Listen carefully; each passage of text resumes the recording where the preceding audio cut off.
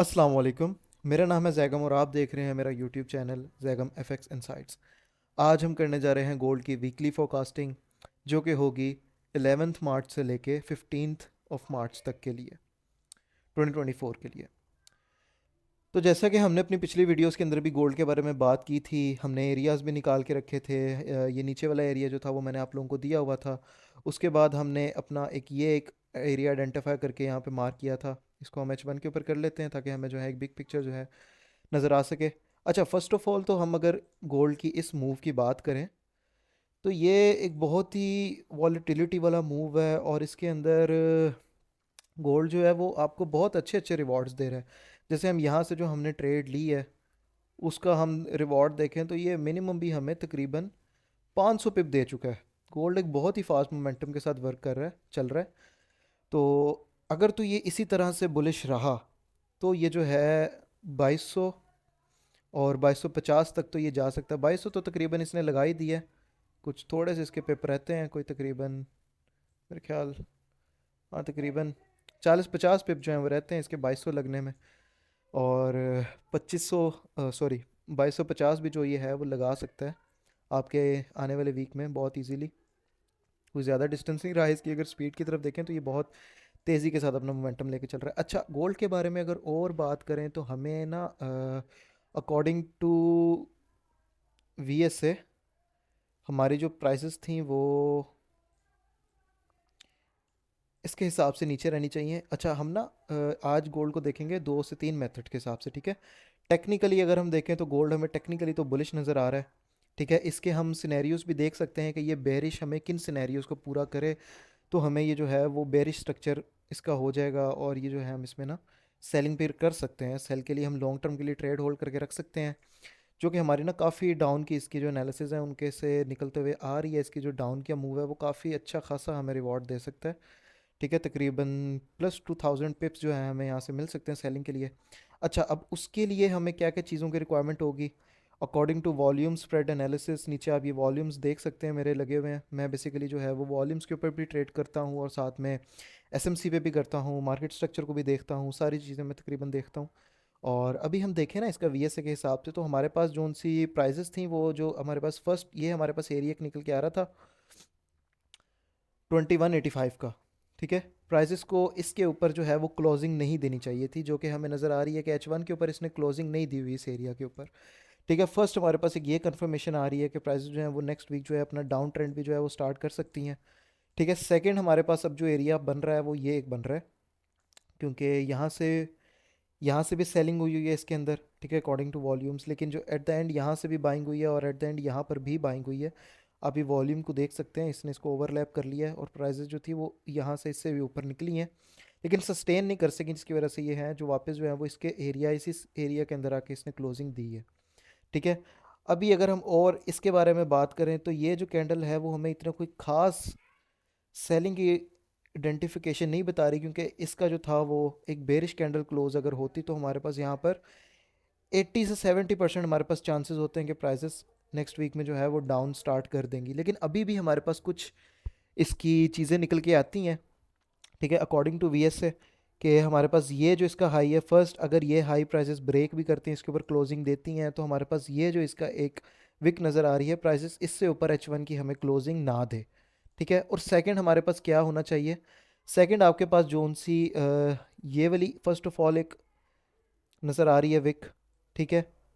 Prices इसको यहाँ से ब्रेक करें, अगर जाना है तो या तो इसका रीटेस्ट करें, अब यहाँ से प्राइसेस डाउन साइड की तरफ आएँ, ये सेकेंडली प्राइसेस जो हैं वो अपने इसी एरिया से यहाँ से डाउन साइड की तरफ आना शुरू करें और इसका जो है वो ब्रेकआउट ना करें H1 के टाइम फ्रेम के ऊपर। और अगर तो प्राइसेस यहाँ से नीचे आएँ या फिर इस एरिया से जो है वो नीचे की तरफ आएँ, तो उसके आने के बाद फर्स्ट जो है प्राइसेस अपनी जो है इस जगह को ब्रेक करे, यहाँ पर हमें H1 की कैंडल क्लोजिंग दे, और देन अगर दोबारा रिट्रेस करके ऊपर आती है तो अपने इन्हीं किसी एरियाज़ के अंदर से नीचे आए और फर्दर अपनी ये वाली जो इसने एक सपोर्ट बनाई हुई है और ये जो एक ऑर्डर ब्लॉक है, और मोस्ट इंपॉर्टेंट जो हमारे पास ये वाली एक विक लगी हुई है, ये वाली मैं आपको दिखाता हूँ, ये वाली जो एक विक है इससे नीचे अगर हमें इस एरिया के ऊपर हमें H1 की कैंडल क्लोजिंग मिल जाती है तो ये हमारे पास सबसे बड़ी और सबसे एक बेहतरीन कंफर्मेशन होगी कि अब हमने जो है इसके अंदर सेलिंग को देखना है। ठीक है, देखेंगे हम सेलिंग को ही, लेकिन हमें फिर भी जो है इसके जो बाइंग के एरियाज हमारे पास अनमिटिगेटेड पड़े हुए हैं, जैसे कि हमारे पास ये तो मिटिगेट हो चुका है, हमारे पास एक ये एरिया भी है, यहाँ पर भी प्राइसेस आके हमें एक मूव दे सकती हैं बाइंग का। ठीक है, इसके अलावा हमें नेक्स्ट वीक का, यहाँ पर भी हमें नेक्स्ट वीक पे बाइंग का मूव दे सकती है। ठीक है, इस एरिया से भी हमें बाइंग मिल सकती है, जो नीचे एक एरिया लगा हुआ है यहाँ से भी हमें एक अच्छा बाइंग की अच्छी एक ट्रेड मिल सकती है। वो ट्रेड जो है हम फर्दर अपने एरियाज तक ही होल्ड करके रखेंगे, उनके बारे में भी बात करते हैं। ठीक है, सबसे पहले तो हम M15 के ऊपर जाते हैं सेलिंग के एरियाज फाइंड आउट करने के लिए। सेलिंग का एरिया हमारे पास ये एक बेहतरीन सेलिंग का एरिया बन रहा है। ठीक है, इसका जो हमारे पास एसएल निकल के आएगा वो हमारा इसके ऊपर होगा। इस एरिया की बात कर लें तो ये है 2190 से लेके 2194 तक का एरिया। जिस तरह हम अपनी पिछली वीडियोस के अंदर बात करते हैं कि हमने इसके अंदर कंफर्मेशन बेसिकली किस तरह से लेनी, हम सेम एज इट इज़ इसके अंदर वैसे ही कंफर्मेशन लेंगे, स्ट्रक्चर को देखते हुए, मार्केट की वॉलेटिलिटी को देखते हुए, और अगर तो प्राइसेस इसके ऊपर एक विक छोड़ती हैं और वापस इस एरिया से नीचे आके हमें क्लोजिंग देते हुए मिलती है M15 के अंदर, तो देन हम अगेन उसके ऊपर जो है एसएल रख के यहाँ से जो है ट्रेड के अंदर एंटर हो सकते हैं फर्दर इस लेवल तक के लिए। या तो अगर ये लेवल से भी प्राइसेस और नीचे आती हैं तो हम इस लेवल तक के लिए भी इसके अंदर देख सकते हैं। बाकी प्राइसेस अभी मंडे वाले दिन ओपन होंगी, अपना एक स्ट्रक्चर बिल्डअप करेंगी, बाकी चीज़ें करेंगी, तो फिर हमें वो देखने को मिल सकता है। एक और सिनेरियो भी बन सकता है कि नेक्स्ट वीक हमारे पास सीपीआई भी आ रही है, पीपीआई भी आ रही है। ठीक है, एक और सीपीआई आ रही है, उसका डाटा भी अगर हमारे पास पॉजिटिव आता है, उसके डाटा पॉजिटिव आने से भी हमारे पास एक कंफर्मेशन आएगी कि जो गोल्ड है वो अब अपना सेलिंग ट्रेंड को शुरू कर सकता है। और अगर तो मैं अपने एक पर्सनल एनालिसिस के बारे में बताऊं, तो वो जो हमारा निकल कर आ रहा है, हमारी टीम का जो एक एनालिसिस निकल कर आ रहा है, वो निकल के आ रहा है कि जो प्राइसेस हैं वो ट्यूसडे या वेडनेसडे वाले दिन से जो है वो ड्रॉप लेना शुरू कर सकती हैं, हाई प्रोबेबिलिटीज़ हैं। ठीक है, 80% इस चीज़ के चांसेस हैं, 80% चांसेस हैं कि प्राइसेस जो हैं वो ट्यूसडे या वेडनेसडे वाले दिन से अपना एक सेलिंग ट्रेंड जो है वो स्टार्ट कर सकती हैं, और अपनी ये लो भी ब्रेक कर सकती हैं, और ये लो भी, अपनी ये एरिया भी ब्रेक करते हुए अपना जो स्ट्रक्चर है वो सेल साइड की तरफ शिफ्ट कर सकती हैं। इसका जो सेलिंग का साइकिल है वो मोस्ट प्रोबेबली हमारे पास इसी वीक के ट्यूसडे या वेडनेसडे से स्टार्ट हो रहा है। ठीक है, बाकी आप अगर ट्रेडिंग को सीखना चाहते हैं तो मुझे आप मेरे व्हाट्सएप नंबर पे, जो मैंने चैनल की डिस्क्रिप्शन में और मैं इस वीडियो के डिस्क्रिप्शन में मेंशन कर दूंगा, उस पर आप मुझसे कांटेक्ट कर सकते हैं। बेसिक टू एडवांस कंप्लीट जो है वो इस कोर्स में इंक्लूडेड होगा। ठीक है, अगर आप सीखना चाहते हैं तो आप मुझसे वहाँ पर रब्ता कर सकते हैं। बाकी प्राइजेस को अगर देखें तो ये 61.8% का एरिया भी हमारे पास बनता है, यहाँ से भी प्राइसेस जो हैं वो हमें एक अच्छी बाइंग की ट्रेड दे के जा चुकी हैं। उसके बाद नीचे हमारे पास जो 71% का एरिया है, ये एरिया इसको भी हम मार्क करके रख लेते हैं फॉर बाइंग अपॉर्चुनिटी। ठीक है, इसको भी जो है हम आइडेंटिफाई कर लिया हमने, इस एरिया को भी। ये हमारा निकल के आ रहा है 2162 का एरिया। हमें जो है वो प्राइजेस यहाँ पर मिलती हैं, तब भी हम इसके अंदर एक बाय की ट्रेड ले सकते हैं। और बाकी जो हमारे पास ये लेवल्स निकल के आ रहे हैं, फर्स्ट ये हमारे पास निकल के आ रहा है 21 से 68 का लेवल है, 2168 से लेके 2170 का हमारे पास 20 पिप का ये एरिया है। उसके नीचे 64 से लेकर तकरीबन 67 का भी हमारे पास एक 30 पिप का एरिया है।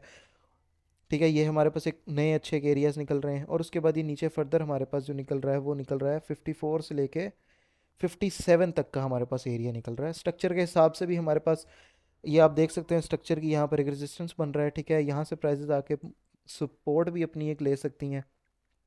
ठीक है, ये हमारे पास 79% भी फिप का एक एरिया निकल रहा है, जिसको प्राइस जो है वो मिटिगेट करके यहाँ से भी हमें बाइंग की एक ट्रेड दे सकती है।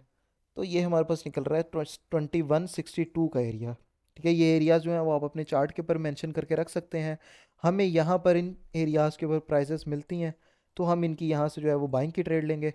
बाकी मार्केट को सेल देखने के लिए हम फर्दर इसके बारे में डिस्कस कर चुके हैं।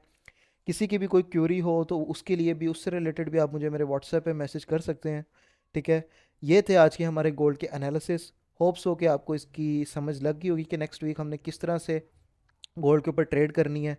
हम तो इसके अंदर फ़िलहाल ये प्राइसेस जहाँ खड़ी हैं थोड़ा बहुत नीचे रिट्रेस करती हैं, हम यहाँ से बाय की अपॉर्चुनिटी को देखेंगे। ऊपर आती है, इस एरिया पे आती है, इस लाइन जो लगाई हुई यहाँ पर आती है, यहाँ से हम इसकी सेलिंग को देखेंगे। ठीक है, 2185 से भी हम इसकी सेलिंग को देखेंगे। फर्दर जो है हम आने वाले अपने एनालिसिस के अंदर भी, डेली एनालिसिस में इसकी जो है अपडेट्स वगैरह वो देते रहेंगे।